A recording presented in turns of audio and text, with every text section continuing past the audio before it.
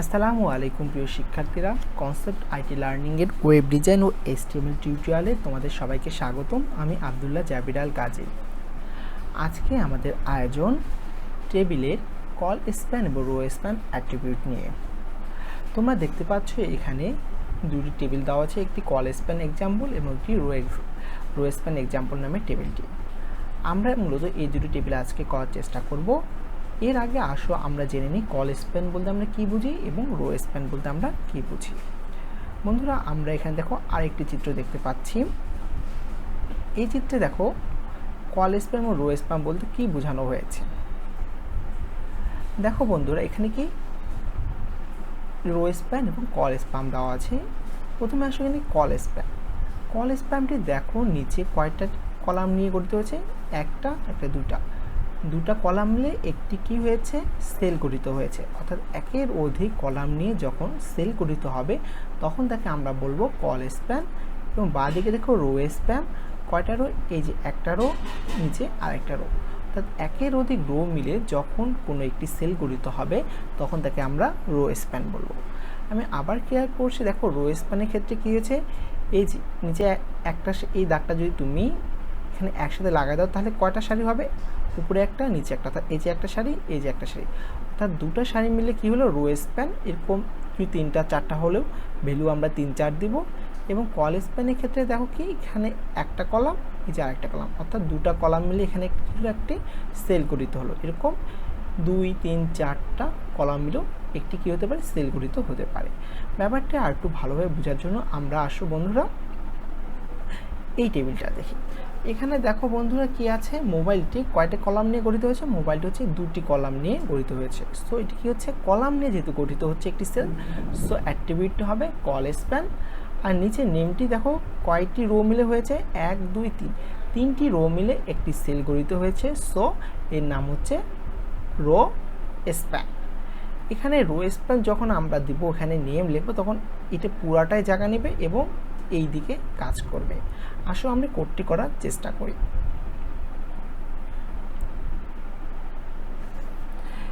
এই কোডটি করার জন্য প্রথমে আমাদের কি করতে হবে, একটি টেবিল নিতে হবে, যা তোমরা গত লেকচারে দেখেছো কিভাবে আমরা টেবিল নিব এবং টেবিলের অ্যাট্রিবিউটগুলো কিভাবে কাজ করে। এখানে ধরো কী করেছি, আমরা বোর্ডের ভিতরে একটি টেবিল ট্যাগ নিয়েছি, টেবিল ট্যাগের ভিতরে বিভিন্ন অ্যাট্রিবিউটগুলো দিয়ে দিয়েছি। এখন আমাদের মেইন কাজটি কি, মেইন কাজটি হচ্ছে এখন টেবিলের ভিতরে এই কাজগুলো করা। বন্ধুরা দেখো এখানে কী আছে, টেবিলের পরে আমাদের কি থাকে, ক্যাপশন থাকে। আমরা কি কল স্প্যানের এক্সাম্পলটি প্রথমে করছি, সো আমরা কী দেবো, ক্যাপশন লিখবো। ক্যাপশনের ভিতরে লেখা আছে দেখো বন্ধু কি, কল স্প্যান এক্সাম্পল।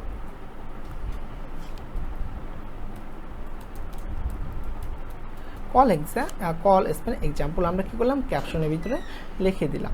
ক্যাপশনে লেখার পরে নিচে দেখো বন্ধুরা কী আছে, নিচে রয়েছে তোমার দেখো টেবিল রো। আমরা জানি কি টেবিল কী হিসেবে কাজ করে, টেবিল রো হিসেবে কাজ করে। সো আমরা কি করব, টেবিল রো নেব, টিআর ট্যাগের ভিতরে আমাদের কি দিতে হবে, টেবিল ডাটা। টেবিল ডাটা প্রথমে রয়েছে কি টিডির ভিতরে আছে কি প্রথমে নেম, অর্থাৎ আমাদের এই সেলে রয়েছে কি নেম। এবং এর পরের সেলে দেখো কি আছে, পরের সেলে হচ্ছে টিডি হচ্ছে কি তোমার মোবাইল। এখন বন্ধু একটু লক্ষ্য করো, এখানে দেখো মোবাইল দিলে জাস্ট কি হতো, মোবাইল একটা সেল দখল করতো, কিন্তু কি নিচে লক্ষ্য করো দুটা কলাম মিলে একটা সেল গঠিত হয়েছে। সো এই মোবাইলে এখানে প্রথম ওপেনিং ব্র্যাকেটের ভিতরে তোমার কি করতে হবে, একটি অ্যাট্রিবিউট দিতে হবে। যেহেতু কলাম নিয়ে একের অধিক কলাম নিয়ে সেল গঠিত হয়েছে, সো এখানে অ্যাট্রিবিউট হবে কল স্প্যান। এবং কয়টা কলাম নিয়ে হয়েছে দেখো, দুটা কলাম মিলে একটা সেল গঠিত হয়েছে। সো এখানে ভ্যালু হবে 2। এরপর কি আমরা কন্ট্রোল এস দ্বারা সেভ করব। এরপরে কি বন্ধুরা দেখো আমাদের প্রথম টিয়ারের কাজ শেষ হয়ে গেল। এখন পরবর্তী টিয়ারের জন্য আবার কি করতে হবে, আর একটি টেবিল রো নিতে হবে। টেবিল রো এর ভিতরে দেখো কি আছে, পরবর্তী টিয়ারে নেমে আছে আবদুল্লাহ জাবির। এটি কি আছে, টিডি ট্যাগের ভিতরে। টিডি বলতে আমরা জানি কি টেবিল ডাটা। সো আমরা লিখব কি আবদুল্লাহ জাবির। এবং পরের টিডিতে কী আছে বন্ধুরা দেখো, একটি মোবাইল নাম্বার দেওয়া আছে 55778544। এটা হচ্ছে র্যান্ডম একটি নাম্বার, তোমাদের পরীক্ষায় যে নাম্বার দেওয়া হবে তোমরা তাই লিখবে। এবং পরেরটিও ওই একই নাম্বার দেওয়া আছে। 5 4। এখন দেখো বন্ধু, যদি আমরা এটা সেভ করি তাহলে কি আউটপুট, আমরা কন্ট্রোলে সেভ করলাম। আবার তোমাদের বলছি, এখানে দেখো মোবাইল যে আমরা লিখেছি, মোবাইলে কি দিয়েছি দেখো বন্ধুরা, মোবাইলে কল স্প্যান 2 দিয়েছে, অর্থাৎ মোবাইল এই পুরো জায়গাটি নিয়ে নেবে। এখন আমাদের কোড কষের কন্ট্রোলে কি করলাম, সেভ করলাম, এগুলো একটু মিনিমাইজ করে রাখি। এবং আমরা যে ফাইলটি ছিল কি তোমার ডেস্কটপে আন্ডারে ওয়েব ডিজাইন ফোল্ডারের আন্ডারে table2.html, ডাবল ক্লিক করব, দেখো বন্ধুরা চলে আসছে, কিন্তু কি আসছে, মোবাইল তোমার কি ডাবল কি করেছে, এটা এখানে তোমার নিয়ে নিয়েছে।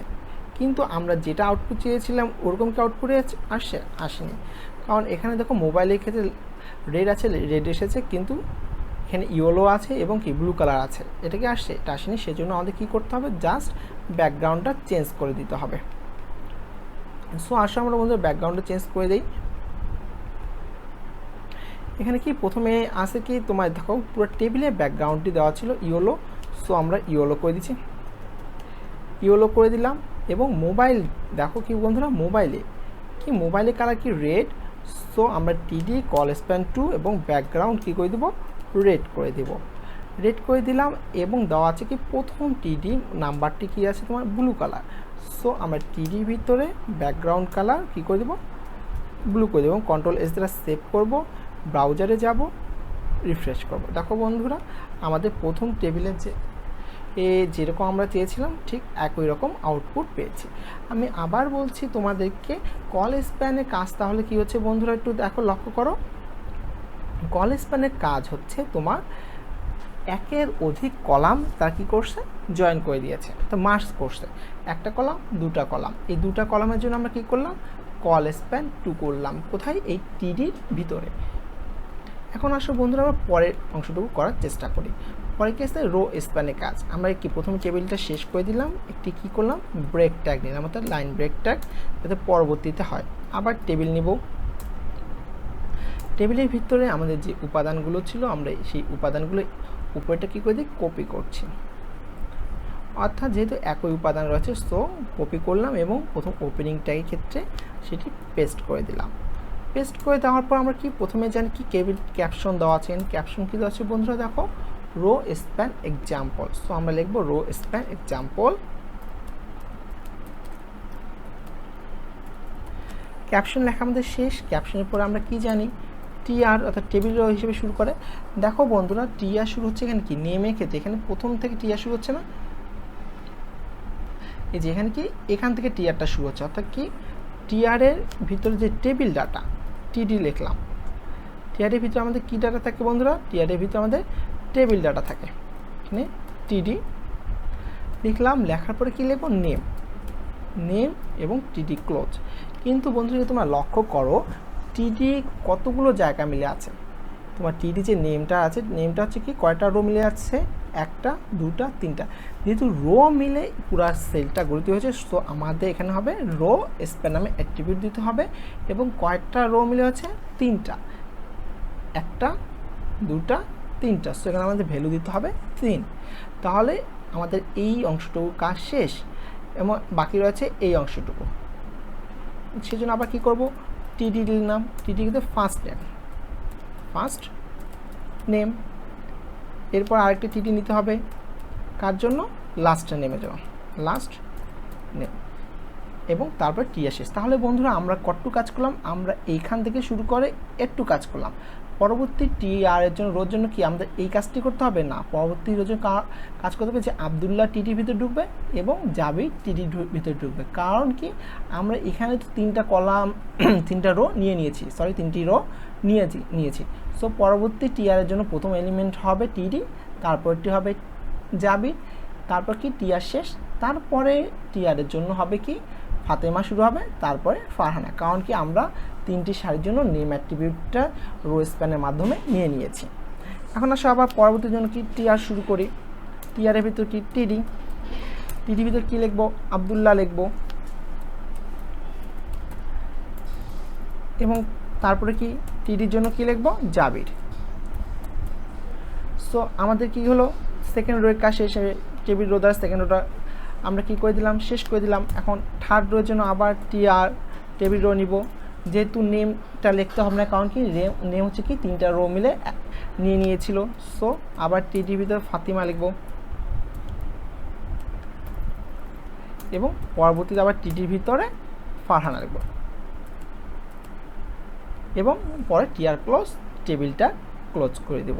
এমনকি আমরা কন্ট্রোল এস দ্বারা সেভ করব এবং আউটপুট দেখার জন্য ব্রাউজারে গিয়ে কী করব, রিফ্রেশ করব। দেখো বন্ধুরা, আমরা মোটামুটি কি পেয়েছি, এই টেবিলের মতো পেয়ে গিয়েছি। কিন্তু কি ব্যাকগ্রাউন্ডটা আমাদের চেঞ্জ করতে হবে। ব্যাকগ্রাউন্ডে এখানে কী দেওয়া আছে, গ্রিন দেওয়া আছে, প্রথমটা এবং লাস্টেরটা কী দেওয়া আছে, রেড দেওয়া আছে। গ্রিন মানে কি তোমার দেখো এখানে কি গ্রিন, কি টেবিল ডাটার ভিতরে গ্রিন আছে এবং এই দুটো কি আছে তোমার টেবিল ডাটার ভিতরে গ্রিন আছে, সরি রেড আছে, এবং এই দুটো টেবিল ডাটার ভিতরে কি আছে, রেড আছে। সো আমরা কি করব, ব্রাউজারে যাব, ব্রাউজারে গিয়ে কি কোথায় গ্রিন করতে হবে, দেখো বন্ধুরা নেমের ক্ষেত্রে নেম কোথায়, যে রো স্প্যান দেওয়া ছিল name, background data background colour কি গ্রিন, ব্যাকগ্রাউন্ড কালার গ্রিন করে দিলাম। আর হচ্ছে কি তোমার ফার্স্ট নেম এবং লাস্ট নেম কি আছে, রেড দেওয়া আছে। সো ব্যাকগ্রাউন্ড কালার কি করে দেবো, এই দুটো আমরা বন্ধুরা এখানে দেখো একটা লক্ষ্য করলে হচ্ছে তোমার এখানে আমরা যদি প্রথমেই এই যে ইয়েলোর জায়গায় যদি আমরা কি করে দিই, রেড করে দিই, ইয়েলোর জায়গায় কী করে দিলাম, রেড করে দিলাম, তাহলে কন্ট্রোল এস দিয়ে যদি এখন সেভ করি তাহলে আউটপুট দেখো বন্ধু কী আসে, দেখো এটা হচ্ছে কি আসছে, গ্রিন আসছে, বাকি সবগুলো কি রেড আসছে।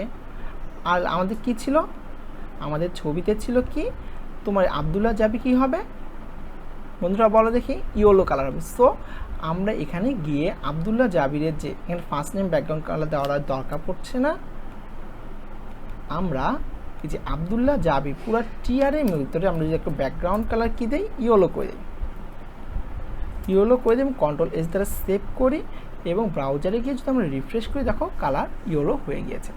সো বন্ধুরা আশা করি তোমরা বুঝতে পারছো কীভাবে কল স্প্যান এবং রো স্প্যাম ইউজ করতে হয়। আমি এখানে আবারও তোমাদের ক্লিয়ারের জন্য বলে দিচ্ছি, কল স্প্যাম হবে কি একাধিক কলাম মিলে যখন একটি সেল করিতে হচ্ছে, এখানে দেখো একের অধিক, অর্থাৎ এইটা একটা কলাম, এই যে আরেকটি কলাম, এই দুটা কলাম মিলে যখন একটা সেল করিতে হলো উপরে, তখন হচ্ছে উপরে টিটির ভিতরে কল স্প্যাম অ্যাট্রিবিউট ইউজ করতে হবে। আর হচ্ছে কি একাধিক রো মিলে অর্থাৎ একাধিক সারি মিলে যখন একটি সেল গঠিত হয় তখন ওই টিডি এর ভিতরে তোমার রো স্প্যাম করতে হবে। রো মিলে সেল হচ্ছে রো স্প্যাম, কলাম মিলে হলে কল স্প্যাম।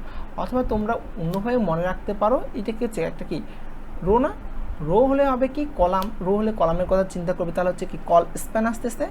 এটা কি বন্ধুরা দেখো একটা কলাম না, উপর থেকে নিচে কি আমরা কি জানি পত্রিকায় কলাম পড়ি না, কলাম, তাহলে কি কলাম বরাবর যখন একের অধিক হচ্ছে তখন এটা হচ্ছে উল্টাটা হচ্ছে রো স্প্যাম। আশা করি তোমরা বুঝতে পেরেছো কল স্প্যাম ও রো স্প্যামের মাধ্যমে কিভাবে কাজ করতে হয়। পরবর্তী টিউটোরিয়ালে আমরা একটু কল স্প্যাম ও রো স্প্যামের অ্যাডভান্স লেভেলে করার চেষ্টা করব। পরবর্তী টিউটোরিয়াল দেখার আমন্ত্রণ জানিয়ে এখানে শেষ করছি। আসসালামু আলাইকুম।